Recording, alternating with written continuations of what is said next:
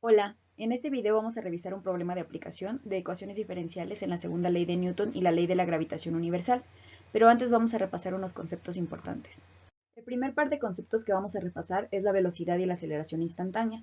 Todos recordamos que la velocidad es igual al desplazamiento sobre tiempo y la aceleración es igual al cambio de velocidad sobre tiempo, pero la velocidad instantánea y la aceleración instantánea son medidas en un intervalo de tiempo lo más pequeño posible, es decir, que tiende a cero. Por lo tanto, la velocidad instantánea también se define como la derivada del vector de desplazamiento respecto al tiempo, y la aceleración instantánea también se define como la derivada de la velocidad respecto al tiempo, o podríamos ponerlo como la segunda derivada del vector de desplazamiento respecto al tiempo. El segundo concepto es el de momento lineal, o también llamado cantidad de movimiento, el cual es una magnitud vectorial que relaciona la masa y la velocidad de un cuerpo. Como podemos ver en la ecuación que tenemos en pantalla, momento lineal es igual a masa por velocidad del cuerpo. Un ejemplo podría ser un elefante y una abeja que circulan a la misma velocidad. Podemos observar que un elefante tiene más cantidad de movimiento o momento lineal precisamente debido a que tiene mayor masa. Y ahora sí, entrando a la segunda ley de Newton, esta nos dice que la rapidez con la que cambia el momento lineal es igual a la resultante de las fuerzas que actúan sobre él. Como lo podemos ver en la ecuación, la fuerza resultante que actúa sobre el cuerpo es igual a la variación del momento lineal entre el intervalo de tiempo considerado. Por norma general, las fuerzas no suelen ser iguales durante todo el intervalo de tiempo, por lo que nos resulta de utilidad una ecuación que nos determine la fuerza en un instante concreto de tiempo. De esta manera nos quedaría que la resultante de las fuerzas es igual a la derivada del momento lineal respecto al tiempo, ¿vale? Sabemos que la masa generalmente es una constante, entonces si en un cuerpo durante una interacción no cambia el valor de su masa, se obtiene la famosa ecuación que conocemos que nos dice que la fuerza es igual a la masa por la aceleración, y en pantalla podemos ver cuál es el proceso para llegar a esto. Bueno, ya habíamos dicho que el momento lineal es igual a la masa por la velocidad, nos queda entonces una derivada de un producto de funciones. La derivada de la masa respecto al tiempo, bueno, la masa es una constante, entonces queda igual a cero y esa parte se elimina. Y habíamos quedado que la derivada de la velocidad respecto a tiempo es igual a la aceleración, entonces nos queda que la fuerza resultante es igual a la masa por la aceleración. Si despejamos aceleración de la ecuación, podemos ver que la aceleración que se produce sobre un cuerpo es directamente proporcional a las fuerzas que la producen y es inversamente proporcional a su masa. Es decir, a mayor fuerza, mayor aceleración y a mayor masa, menor aceleración.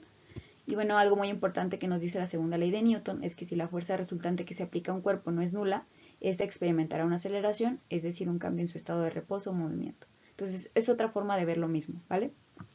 Por otro lado, la ley de la gravitación universal nos dice que dos cuerpos se atraen con una fuerza directamente proporcional al producto de sus masas e inversamente proporcional al cuadrado de la distancia que los separa, y está dirigida según la recta que une los cuerpos.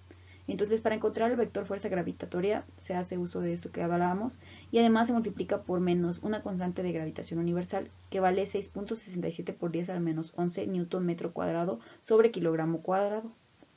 Ahora sí, entrando de lleno al problema de aplicación, me tocó el problema 21, el cual nos dice que de acuerdo con la ley de la gravitación universal de Newton, la aceleración de caída libre A de un cuerpo, tal como el satélite que se muestra en la figura, que esté cayendo desde una gran distancia hacia la superficie no es la constante g. Más bien la aceleración A es inversamente proporcional al cuadrado de la distancia desde el centro de la Tierra.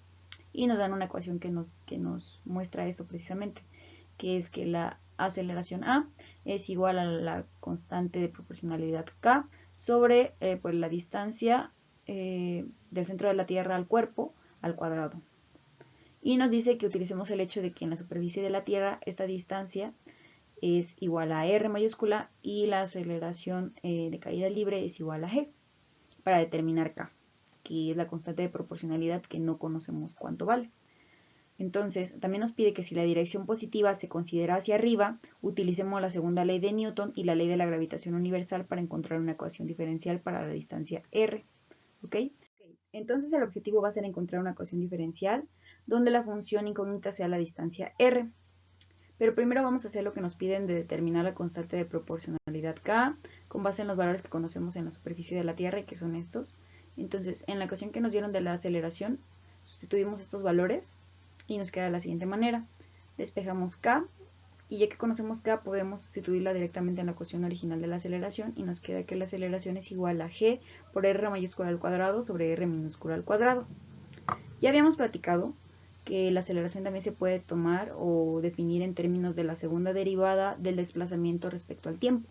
Este desplazamiento r pues viene siendo lo mismo que la distancia que existe desde el centro de la Tierra hasta el objeto que está sobre la superficie de la Tierra. ¿Ok? Entonces ya tenemos una derivada donde la función o variable dependiente es r y que además en términos físicos significa la aceleración. Entonces podemos igualarla al otro valor que ya habíamos obtenido de aceleración. En este caso ponemos negativo porque es caída libre. Y si pasamos este término al primer miembro, nos queda de la siguiente manera. Como vemos, es una ecuación diferencial ordinaria, la cual es de segundo orden y además es no lineal. Y bueno, este fue la respuesta al problema, que como podemos ver se aplica una ecuación diferencial en un problema físico real, donde hacemos uso también de los conceptos de la ley de la gravitación universal y de la segunda ley de Newton para encontrar pues la distancia r, ¿vale? Y gracias, hasta luego.